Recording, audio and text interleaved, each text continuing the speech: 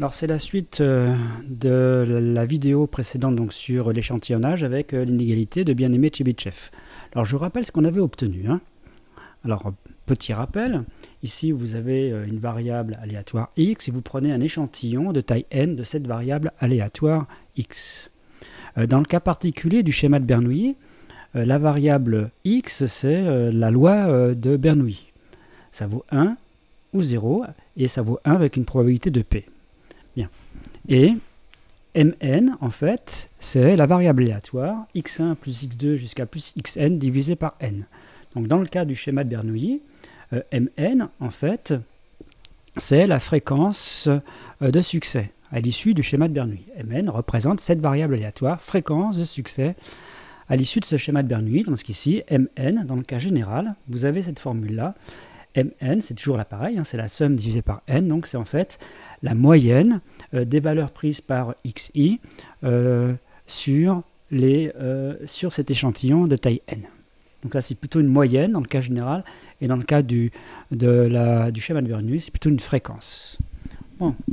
Alors, de façon générale, cet intervalle-là, ici, que je vais mettre en bleu, que ce soit celui-ci ou donc celui-ci, s'appelle un intervalle de fluctuation. Un intervalle de fluctuation au seuil de ça, 1 moins ça, 1 moins ça. Et on parle du risque d'erreur. Il se peut que mn soit en dehors de cet intervalle avec une probabilité qui est donc inférieure à ça. C'est pour ça qu'on dit au risque d'erreur, ça c'est le risque d'erreur, ce nombre-là, ou celui-ci. Alors on voudrait retrouver les intervalles de fluctuation de seconde, où il y avait 1 sur racine de n qui intervenait. Bon, alors là, on va voir comment ça se passe. On va prendre en fait un risque d'erreur de 5%. C'est-à-dire d'au plus 5%. On veut que l'erreur soit inférieure à 5%. Ça veut dire qu'on veut que ce nombre-là soit supérieur à 0,95. On va le faire dans les deux cas. Par exemple, dans celui-ci. Donc en fait, ce qu'on va faire, c'est qu'on va déterminer ici le delta qui se trouve ici dans l'intervalle, et on va obtenir un intervalle avec une certaine valeur de delta qui va évidemment dépendre de la variance ici, et de 0,95. Donc si on transpose tout, ça fait donc Vx sur n delta au carré, donc inférieur à 0,05, donc ça fait n delta carré supérieur à V de x sur 0,05. Je continue les calculs au-dessus. Donc ça donne delta carré supérieur ou égal à V de x sur n fois 0,05. Et donc on prend la racine carrée pour delta. Donc delta, c'est supérieur ou égal à la racine carrée de V de x divisé par la racine carrée de n fois la racine carrée de 0,05. Bon, alors vous voyez ici, il y a bien le racine de n qui intervient, et ça veut dire qu'en remplaçant delta, en fait, en prenant ce nombre-là pour delta, en prenant exactement ce nombre-là pour delta, ça veut dire que la probabilité que mn soit entre mu moins ça et mu plus ça, eh bien, elle est donc supérieure à 0,95. Donc on retrouve un intervalle de fluctuation au seuil de 95%, c'est-à-dire qu'il y a un risque d'erreur de 5%, qui n'est pas tout à fait celui de seconde, puisqu'il y avait 1 sur racine de n qui intervenait, et là il y a tout ça, il y a ce racine carré de Vx et ce racine de 0,05 qui interviennent, qui n'intervenaient pas en seconde. Alors je vous expliquerai après pourquoi ça n'intervient pas. Alors ce qu'il faut savoir ici, c'est que ce n'est pas un intervalle de fluctuation asymptotique, ce n'est pas une limite, ce n'est pas pour n assez grand, on a. Ça, il faut bien comprendre que ça, c'est quelle que soit la valeur de n, on a ceci. Ça, c'est quel que soit delta. Bon, donc, et ici, donc, effectivement, je pourrais donc changer ici la valeur de, prendre n'importe quelle valeur de n. Donc, dans le cas du schéma de Bernoulli, bon, on veut que ceci soit supérieur ou égal à 0,95. Alors, j'ai mis une égalité, puisque ici, c'est delta qu'on cherche, et c'est un réel. Donc, on pourra trouver ici avec l'égalité. Donc, ça me donne quoi comme calcul? J'ai transposé ça me fait ici 0,05, donc il faut que je divise après par 0,05, donc ça fait 105e, il faut que je redivise par 4, donc là si on divise par 4 ça fait 120e, bah, ça fait 5, puis après je prends la racine carrée, donc ça fait racine de 5 sur racine de n. Donc que nous donne l'inégalité de bien-aimé Chebyshev ici comme intervalle de fluctuation dans le cas du schéma de Bernoulli, où je vous rappelle que ici Mn c'est la fréquence de succès à l'issue du schéma de Bernoulli, eh bien on a P moins racine de 5 sur racine de n et P plus racine de 5 sur racine de n. La différence entre ce que vous avez vu en seconde et là, c'est que déjà il n'y avait pas racine de 5, il y avait mieux, on obtenait un intervalle effectivement plus petit, parce qu'il y avait 1 ici, mais en seconde c'est un intervalle de fluctuation asymptotique. Il fallait que n soit suffisamment grand, tandis qu'ici, ça c'est, il n'y a pas de condition sur n. Ça, c'est tout le temps vrai pour la loi binomiale. Et celle-là, c'est également tout le temps vrai. À partir du moment où x est une variable aléatoire, celle qui, donc, pour laquelle on a un échantillon de taille x, on demande uniquement à x quelle est une espérance et une variance. Donc on comprend pourquoi le racine de n ici intervient. Donc là, vous voyez, j'ai fixé en fait le seuil, ici le seuil, ou le risque, c'est simplement le risque. Et en fixant le seuil et le risque, j'ai pu exprimer delta en fonction de n. Bon, alors on pourrait faire le contraire, c'est fixer n en fonction de delta. Par exemple dire, voilà, on veut delta, c'est-à-dire on veut la précision, et obtenir la valeur de n avec une précision donnée et un risque ici donné. Mais c'est simplement pourquoi, j'explique pourquoi on obtient la racine de n.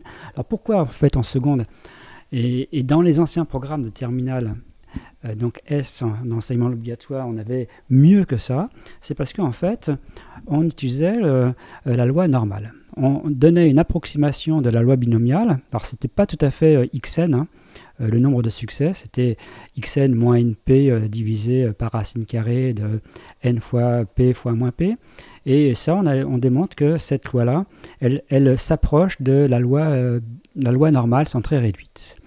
Et c'est le théorème de Moivre-Laplace. Et avec cette approximation de la loi binomiale par une loi normale, on obtient bien mieux. Alors c'est normal qu'on obtienne mieux, on l'avait vérifié dans le cas de la loi binomiale, on obtient toujours mieux. Et ça, c'est grâce à la loi normale. Mais c'est un autre aspect. Et en plus, les intervalles de fluctuation qui sont obtenus sont des intervalles de fluctuation asymptotiques. C'est-à-dire que c'est quand n tend vers plus l'infini. Bon. Donc là, il n'y a pas d'asymptotique, c'est n. Il n'y a pas à dire pour n assez grand. Donc ça, c'est le premier point. Alors pourquoi on parle d'intervalle de fluctuation dans les deux cas? Alors je vous rappelle que ça, c'est dans le cas du schéma de Bernoulli, où P, c'est la probabilité de succès, et ça, c'est le cas général, où l'échantillon, c'était un échantillon de taille n de la variable aléatoire x. Alors pourquoi fluctuation? Eh bien, parce que ici, que ce soit Fn et Mn, quand on réalise effectivement un échantillon et que pour cet échantillon, on regarde, on observe la valeur prise par Fn ou Mn, donc ça prendra une certaine valeur pour un certain échantillon, et bien si on prend un autre échantillon, ça ne sera plus la même valeur de Fn. La fréquence observée ou la valeur ici de Mn observée change d'un échantillon à l'autre. C'est normal que ça change. Mais qu'est-ce que ça dit, ça? Ça dit, par exemple, si on prend le seuil de 95%, eh bien, ça veut dire que la valeur observée ici, Fn, a une probabilité qu'elle soit dans l'intervalle p moins racine de 5 sur racine de n et p plus racine de 5 sur racine de n supérieure à 0,95. C'est-à-dire qu'il y a 95% de chances que Fn prenne une valeur dans cet intervalle-là. Donc ça fluctue, ça change, c'est normal que ça change, bien sûr, il s'agit quand même d'expériences aléatoires, on fait des calculs de probabilité, donc ça change, mais ça ne change pas n'importe comment. Il y a quand même des renseignements sur la manière que fluctue Fn ou Mn. Ça c'est donc le premier point, ça justifie cette notion de fluctuation. Et c'est pas fluctuation asymptotique, ça c'est quel que soit n ici. Alors le deuxième point, eh bien, ce que j'ai encadré ici, l'événement qui est encadré ici, je peux l'écrire exactement comme ça revient au même. C'est simplement un travail sur les inégalités. Donc dire ça ou dire ça, ça revient au même. Donc c'est le même événement. Et dire ça, ça revient au même que dire ça. Donc la probabilité de cet événement, elle est supérieure toujours à ça, et j'aurais pu faire pareil avec ici Mn. Et encore une fois, donc cet intervalle-là, c'est un intervalle aléatoire, puisque si on réalise l'échantillon de taille n, c'est-à-dire si on effectue effectivement le schéma de Bernoulli, par exemple, Fn prendra une certaine valeur, donc on va avoir ici un certain intervalle. Si on prend un autre échantillon de taille n, eh bien cet intervalle change. Eh bien, quand on réalise effectivement cet intervalle aléatoire, c'est-à-dire quand on réalise effectivement le schéma de Bernoulli, ou quand on prend effectivement un échantillon de taille n et on regarde la valeur observée, eh bien cet intervalle prendra une certaine valeur, hein, ce sera un certain intervalle. Donc ici, la place de Fn, il y aura marqué F, la fréquence observée pour cet échantillon. Eh bien cet intervalle-là, ça s'appellera un intervalle de confiance au niveau de confiance ceci, au niveau de confiance ceci. Donc intervalle de confiance à un certain niveau de confiance. Et en fait, que donne cet intervalle de confiance? Eh bien, il donne une estimation de P. C'est ça l'utilisation de l'intervalle de confiance. Alors je répète, hein, si on prend un autre échantillon de taille n, eh bien l'intervalle de confiance change. Donc concrètement, à quoi servent ces intervalles de fluctuation ou intervalles de confiance? Alors le premier, l'intervalle de fluctuation, P doit être connu. Il intervient par exemple dans le cadre des tests de qualité dans une chaîne de production. Donc on produit, disons, des bouteilles, hein, pour donner un exemple, et on sait que c'est normal qu'il y ait un certain pourcentage de bouteilles produites ayant un certain défaut. Bon, on va dire 5% des bouteilles doivent présenter un léger défaut. Alors ce qu'on va faire, eh bien, pour tester la qualité de la chaîne de production, on va prélever au hasard n bouteilles. Puis on va regarder combien présente ce défaut. Donc en fait, on va regarder, calculer la fréquence observée de bouteilles ayant ce défaut dans cet échantillon. Et évidemment, on va calculer ici l'intervalle de fluctuation. Alors, évidemment, ça ne sera pas l'intervalle de fluctuation donné par l'inégalité de Bien-Aimé de Tchemitchev, parce que ce n'est pas assez bon, mais on va prendre un intervalle de fluctuation où il y a du racine de n qui intervient, donc il y en a plusieurs, et donc on va pouvoir calculer, puisqu'on connaît n et on connaît p, on peut trouver cet intervalle de fluctuation et on regarde en fait si la fréquence observée est dedans ou pas. Si c'est vraiment en dehors, en fait, si c'est supérieur, parce que c'est un défaut ici, si vraiment la fréquence observée est supérieure à la borne supérieure ici de l'intervalle de fluctuation, on va se dire c'est peut-être anormal, il se peut effectivement que la chaîne de production ici présente soit défectueuse. Donc on pourrait reprendre un autre échantillon pour effectivement confirmer qu'il y a un problème. Et dans ce cas-là, la chaîne de production, il faut la réviser, il faut la changer. Bon, on peut donner d'autres exemples. L'autre exemple, c'est les histoires, encore une fois, de maladies, hein, toujours encore un contexte un peu actuel, puisque nous sommes en avril 2020. Par exemple, il y a un médecin qui constate qu'il y a un taux anormalement élevé, en tout cas il le pense, un taux anormalement élevé de personnes ayant une certaine maladie. Bon, alors qu'est-ce qu'on va faire, sachant que dans la population entière, il y a une proportion de personnes atteintes de cette maladie. Donc cette proportion, c'est P, on connaît, et ce qu'il va faire, il va prendre un échantillon de taille n dans le département où il pense qu'il y a quelque chose d'anormal. Donc il va prélever n personnes au hasard dans la population, et il va donc regarder la fréquence observée dans cet échantillon taille n de personnes ayant cette maladie. Encore une fois, si cette fréquence est anormalement élevée, c'est-à-dire si elle est supérieure à cette valeur-là, eh bien, on va se dire, il se peut qu'il y ait un problème, hein, parce que c'est anormalement élevé. Et dans ce cas-là, soit on refait ici un prélèvement de taille n pour le confirmer, ou sinon, tout simplement, on va prendre une décision sanitaire qui consiste, par exemple, à soigner la population, essayer de trouver les causes de cet excès de personnes atteintes. Donc il va y avoir en fait une prise de décision. Ça, c'est pour les intervalles de fluctuation. Donc ça sert effectivement dans la pratique, dans la vie courante. C'est très utilisé dans la vie courante. Et pour les intervalles de confiance, c'est pareil. C'est très utilisé dans la vie courante au niveau des sondages ou au niveau simplement des estimations. Quand vous avez des élections, on vous donne des estimations à 20 heures, tandis que à 20 heures, on n'a pas dépouillé tous les bulletins de vote. Eh bien, comment on fait pour être aussi précis? Eh bien, tout simplement, on utilise un intervalle de confiance. On prend un échantillon de personnes représentatives de la population ayant déjà voté et on regarde l'intervalle de confiance correspondant. Alors, dans l'intervalle de confiance, le delta ici, c'est s'il y a du racine de n qui intervient. Alors il y a d'autres sortes d'intervalles de confiance. Et on va dire cet intervalle de confiance donne donc une estimation de P. C'est-à-dire en fait l'estimation de la proportion de personnes qui votent pour le candidat A ou B. Donc en fait on sait qui gagne. En fait, on donne ce qu'on appelle une fourchette. Cette estimation, c'est une estimation par fourchette, par intervalle, entre temps et temps. Et on ne se trompe quasiment jamais. À 20 heures, on donne bien une fourchette, mais c'est suffisamment précis pour pas qu'il y ait à la fin d'erreur. Alors voilà, c'est un exemple sur les sondages. En fait, vous voulez estimer la proportion de personnes qui voteront pour le candidat A, sachant qu'il y a deux candidats. Donc si on connaît cette proportion P, et on prend N individus dans la population, le nombre de personnes sur les N votant A, en fait, suit la loi binomiale de paramètres NP. Bon. Et ce qu'on veut, c'est avoir une estimation de P.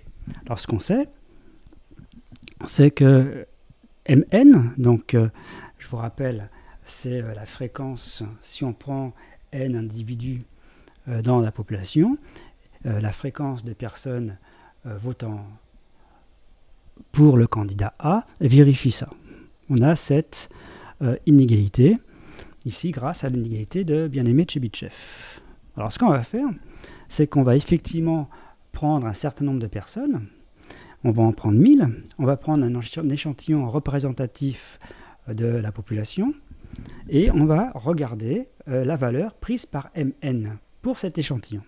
Or, Mn, c'est ce qu'on appelle la fréquence observée, pour cet échantillon, vaut 0,54. Bon. Et à partir de ce qu'on observe sur cet échantillon, on veut estimer la valeur de P. Alors comment on fait? On utilise donc cet intervalle de confiance. On sait que l'intervalle donc de confiance, je vous rappelle, cet intervalle-là, c'est normalement un intervalle aléatoire. Et donc on prend une réalisation de cet intervalle-là. C'est ça l'intervalle de confiance. Donc on obtient la probabilité, on obtient ça.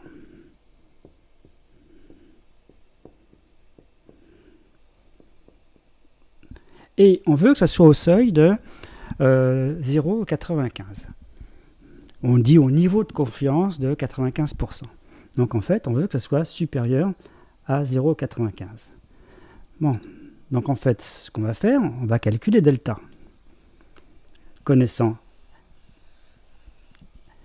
n, et en connaissant ici le niveau de confiance. Donc il suffit que ce nombre-là soit lui-même supérieur à 0,95. Donc on va l'écrire 1 moins 1 sur 4. Alors n c'est 1000.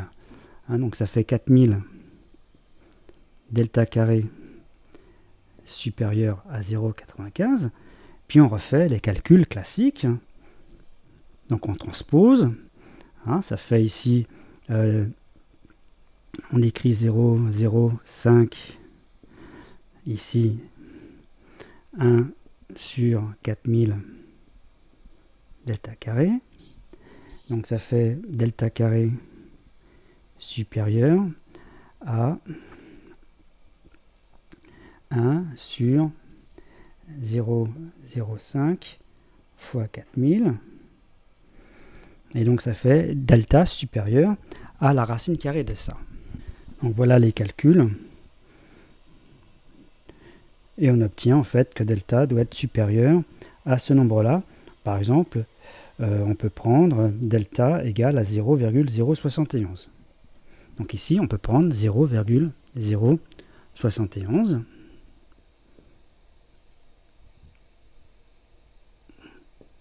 Et ça donne donc l'intervalle de confiance, au niveau de confiance de 95%. Donc on obtient donc cet intervalle de confiance qui fournit en fait une estimation de P. En ayant pris un échantillon de taille 1000 représentatif de la population. Mais le problème ici, vous voyez, que là on avait observé comme valeur de Fn, hein, Mn ici, c'était une fréquence hein, de personnes donc dans le sondage sur les 1000 votants ayant l'intention de voter le candidat A, on avait obtenu 0,54. Pour autant, l'intervalle de confiance, ici, vous voyez, vous avez la P peut être plus petit que 0,5. En fait, on ne peut pas savoir. En fait, on peut pas savoir. Donc, ce qu'on voudrait, c'est se dire, bon, on ne peut pas savoir, mais avec 0,54, quel faudrait-il comme taille de l'échantillon pour être sûr que c'est effectivement avec la même fréquence observée, pour être sûr, avec au niveau de confiance de 95%. On n'est pas sûr, évidemment, puisque tout ça sont des probabilités, mais c'est au niveau de confiance de 95%. On aimerait avoir un intervalle de confiance où ça nous donnerait P 0,5. C'est-à-dire qu'ici, il faudrait qu'on ait cette borne inférieure soit supérieure, en fait, à 0,5. Alors, on va faire les calculs. Alors, prenons par exemple delta 0,01. On veut qu'en fait que l'intervalle de confiance soit 0,53, 0,55. En admettant que, encore une fois, que la fréquence observée soit bien 0,54 sur un échantillon de taille n. Et on veut la valeur de n. Alors pourquoi 0,01? Parce qu'en général, c'est très proche. Hein. Dans les élections, ça peut être des valeurs proches de 0,5, donc il faut quand même ici avoir une précision importante. Ici, ce que je rappelle, c'est la précision. Alors, il suffit de faire le calcul. Et on veut que donc on remplace, cette fois-ci, on remplace delta par 0,0. Donc ça fait 1 sur 4n fois 0, donc 1 sur 10 000. Eh bien, on veut que ça soit supérieur, donc, à 0,95, hein, ce qui donne un intervalle de confiance au niveau de confiance de 95%. Alors on va simplifier hein, tout ça et on va trouver donc n. On obtient donc après des calculs, bon ce sont des petits calculs, on obtient n supérieur ou égal à 50 000, donc par exemple 50 000, on peut prendre 50 000.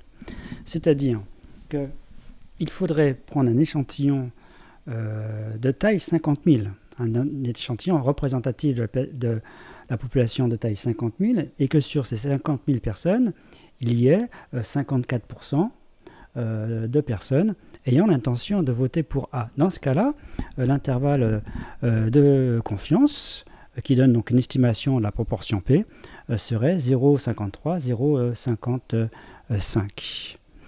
Bon, le problème, vous voyez, 50 000. Donc ça, c'est quand même une taille importante. Et dans le cas des sondages, en général, c'est plutôt l'ordre de 1000 que de l'ordre de 50 000. Donc on comprend dans cet exemple que ce n'est pas cet intervalle-là de confiance qui est utilisé, mais c'est celui qu'on voyait avant dans les anciennes classes de terminal S avec les anciens programmes qui utilisaient donc la loi normale. On obtient mieux. Et donc on peut prendre effectivement une taille plus petite. Alors pour résumer, vous avez cette inégalité avec ici le schéma de Bernoulli et cet intervalle-là, quand vous le réalisez, c'est-à-dire quand vous prenez à la place de Fn la fréquence observée, eh bien ça donne un intervalle de confiance de la proportion P qui est censée être inconnue, qu'on veut estimer avec ce seuil-là. Et ça, de façon générale, cet intervalle, c'est un intervalle de fluctuation qui dit comment fluctue la moyenne. Avec au seuil de. Ça, c'est le seuil, et le risque, c'est celui-ci. Et ça, c'est la précision.